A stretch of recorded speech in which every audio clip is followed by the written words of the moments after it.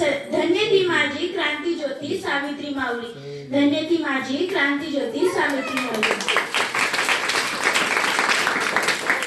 सावित्री ज्योतिबा फुले.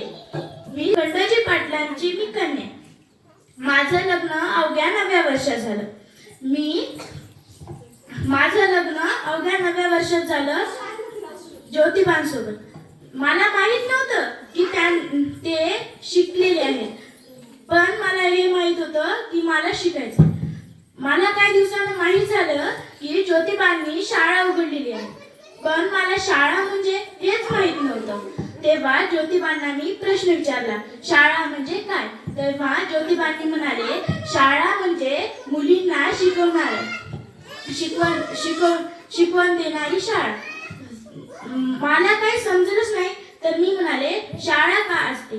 ते म्हणाले, शाळा मुलींना शिकवण्यासाठी असते. मला तर काही येतच नाही असे म्हणाल्यावर ते म्हणाले की तू चिंता करू नको, मी तुला शिकवणार. असं म्हणाल्यावर तेव्हापासून माझा अभ्यास सुरू झाला. मला खूपच आनंद झाला बरं का. मला शिकायला मिळत होतं. पहिल्याच्या काळात कसं चूल बरं मूल पण ज्योतिबांनी मला तसं करू दिलं नाही, तर मला शिकवण्याची आस दाखवली. पण दुसरे लोक धर्म बुडाला असंच का झालं तसंच का झालं, शिकायला नाही पाहिजे होतं, घराबाहेर पडत नाही, असंच चालू होतं. पण ज्योतिबांनी हार नाही मानली आणि म्हणाले, तुम्ही तुमच्या मुलींना शिकायचं नसेल तर न शिकवा, पण मी माझ्या पत्नीला शिकवणार, असं त्यांनी म्हणालं. असंच एका दिवशी मी बाहेर चालले होते.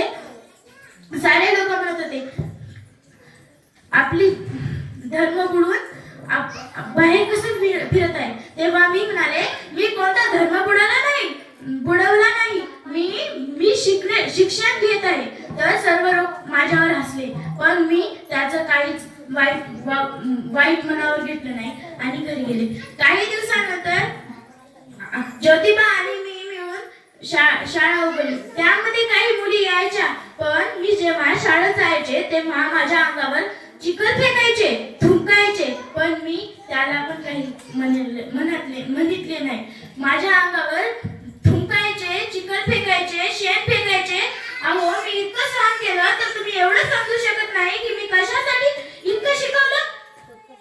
पण लोकांचं तर कसं, आपलं भलं आपलं काम भलं.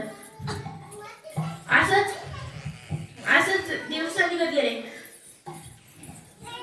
मी शिकवलं. सर्व लोक मला शिवा द्यायचे, म्हणायचे तू शिकवणं बंद कर. पण मी कोणाचंच नाही ऐकलं आणि शिकवलं. आता सर्वजण पाहत आहेत की मुली हरेक क्षेत्रावर उंच भरारा घेत आहेत, पण असं कोणीच म्हणत नाही की मुलं घेत आहेत. पहिले मुलांना शिकायला अनुमती होती, पण आता मुलं काय काम करायला ते सर्वांनाच माहित आहे. अहो, मुलं शिकतील असंच का म्हणत त्रास घेता? मुली पण शिकू शकतात. मुलींमध्ये सर्व कामाची आवड असते. मुली घरचं काम करतात, मुली शिकतात, मुली सर्व काही करतात. पण तेवढं जर काम मुलांना दिलं तर मुलं नाही करू शकणार. मुलांना अभ्यास असतो, पण ते अभ्यास झाला म्हणून खेळतात. मुलींना अभ्यास असला तरी पण ते काम पण करतात आणि अभ्यास पण करतात, आणि तेव्हा थोडा वेळ मिळाला तर जास्त पण करतात. पण मुलं असं करत नाही. एवढं मी म्हणून माझे 2 शब्द संपविते. जय हिंद, जय महाराष्ट्र.